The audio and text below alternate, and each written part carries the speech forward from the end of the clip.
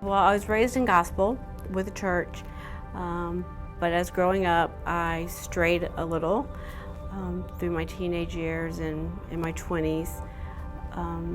It got chaotic, but when I got married and had my own children, I brought my children back into the church.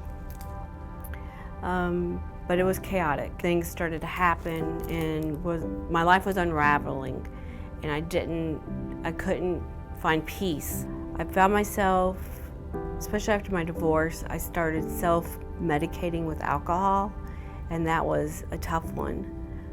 And it was unnerving, and I knew I needed to find a church home. I heard God talking to me, and it was just like, you have to find a church home, you have to find a church home.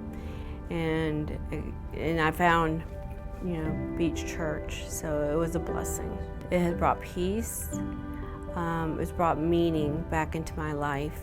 I decided to follow Jesus because I decided that I had to stop doing things my way and start following what God already had planned for me.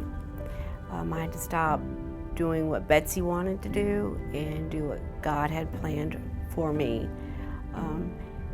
It's just easier to do it that way and quit doing what I thought was best and do what God had planned. It makes life a lot easier. It's easier. It's more peaceful. It is more relaxing. It's like when I get up in the morning, I read the Jesus is Calling, and it's not so, I'm not running in 1,000 different directions and not sure if that's what I'm supposed to be doing. And it's easier to say no to certain things, where before I wasn't sure if what to say yes to, what to say no to. It's just easier to follow God's path. It is chaotic trying to wear many hats, but you do have an inner peace because God is in my life and He is leading the way.